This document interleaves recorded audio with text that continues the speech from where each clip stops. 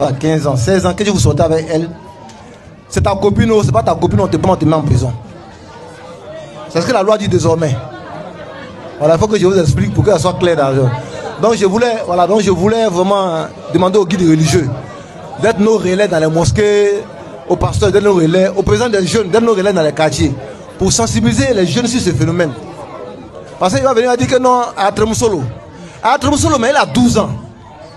Elle a 13 ans, elle a 14 ans, là, tu vas au fond. Donc ça, il faut que ça soit clair. Le code pénal a changé. Donc ceux aussi, nos parents, qui marient aussi les filles de 14 ans, 15 ans, c'est interdit. Si à la mosquée, on vient à la mosquée, on dit l'imam est en train d'officier un mariage entre une mineure de 14 ans et un vieillard qui a l'argent, il a 50 ans. L'imam, tous ceux qui sont assis autour, là, on les prend. Ils sont complices du mariage. Oui. Avant, on supprimait le mariage. C'est sérieux, je le dis, et c'est moi qui m'élève. Avant, on annule le mariage. Maintenant, on n'annule plus le mariage. On dit ceux qui ont fait le mariage, là, les parents qui sont complices, on les prend, les envoie en prison. C'est un mariage forcé. Donc, vraiment, je voulais terminer la note de ce soir-là. On va revenir de plus en plus. Quand je vais demander la permission au commissaire, on va laisser nos numéros. Toutefois que vous avez besoin de nous pour des enseignements, sur certains trucs-là, on va venir.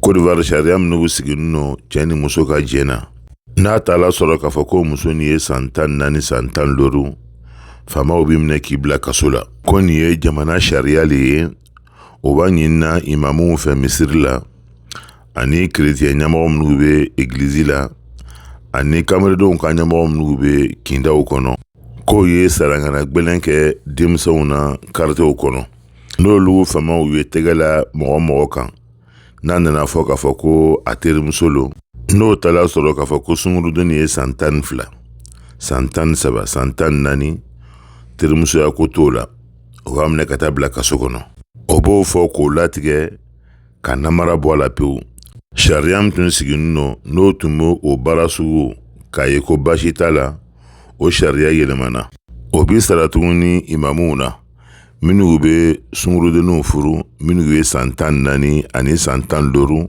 k'a fɔ ko dan sigilo fɛnɛ na tuguni o man ka kɛ n'a bɛ fɔ nanzarakan na ko o interdit nɔ n'o nana misirila ka na sɔrɔ imamu bɛ kan ka furu siri denmuso dɔ ye san 14 san 15 o b'a furula cɛ ma o ye san 50 o tɛ dan imamu kelen minɛ ma dɛ mɔgɔ sigin don misiri kɔnɔ furu kɛnɛ kan o b'a bɛɛ lajɛlen minɛ fɔlɔ sariya tun bɛ yen n'o nana sɔrɔ o furu sugu bɛ kɛla o bɛ furu dabila nka o tɛ mɔgɔ minɛ nka bi sariya kula min bɛ yen n'o nana sɔrɔ ni furu sugu bɛ kɛla o bɛ tɛgɛla imamu kan ka tɛgɛla denfa kan ka tɛgɛla seereya kan mɔgɔ bɛ misiri kɔnɔ ka tɛgɛla bɛɛ lajɛlen kan ko t'o bɛɛ lajɛlen jɔsɔ kaso kɔnɔ denfa o denba o olu bɛɛ lajɛlen bɛ minɛ ka taa bila kaso kɔnɔ o furu bɛ jate i n'a fɔ ni denmuso karawala ka bila furu la le n'o sera yen o bɛna kuma kuncɛ o bɛna u ka telefɔni nimero to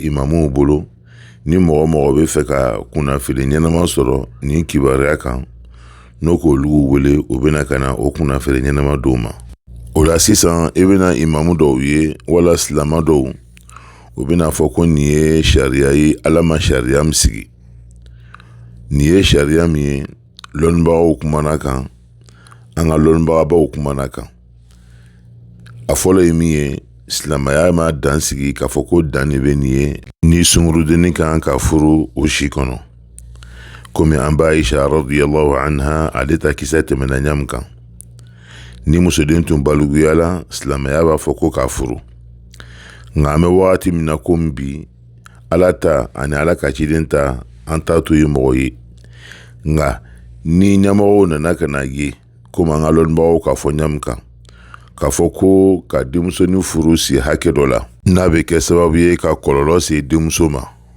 ɲɛmɔgɔw ka kuma min bɛna fɔ baara bɛ kɛ n'a ye o bɛ bila minɛn min kɔnɔ lɔnnibagaw bolo o de ye baara min bɛ yen n'a dagalen nɔ ni mɔgɔw porofitela dagaw fɛ k'a kɛ kɛcogo la kɛcogo min bɛ kɛ sababu ye ka tɔɔrɔ se sigida kunna o tɔɔrɔ bɛ kɛ sababu ye dagali min fɔla o waleɲa na dan bɛ sigi o la n'o dɔ ye ka taa denmisɛnnin fitinin ta k'a di cɛkɔrɔba dɔ ma ko nafolo b'a bolo wala denmisɛnnin fitinin dɔ k'a ta k'a don furu la k'a sɔrɔ a ma diɲɛ.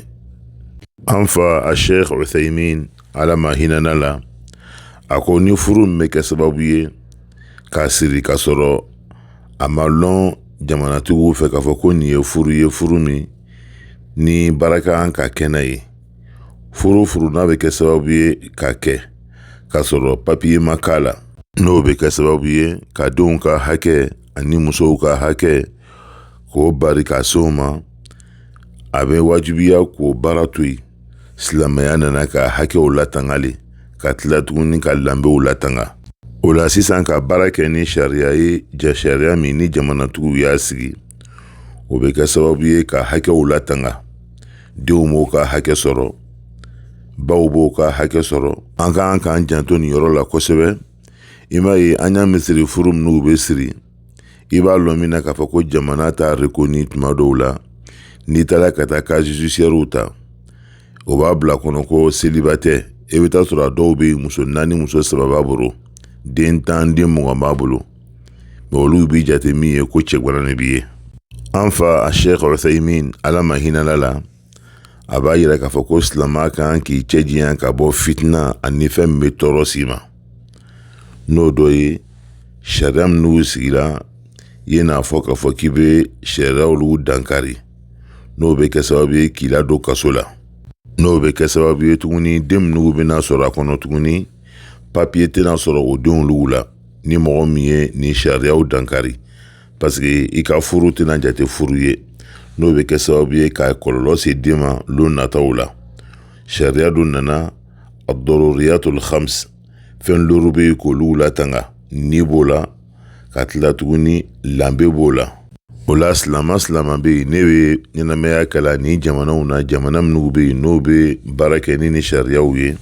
I y'i sabari k'i muɲu f'i den bɛ taa se si ma si min ni sariya b'a daga k'a fɔ ko a bɛ se ka furu. Papiye minnu kan ka kɛ olu bɛ kɛ.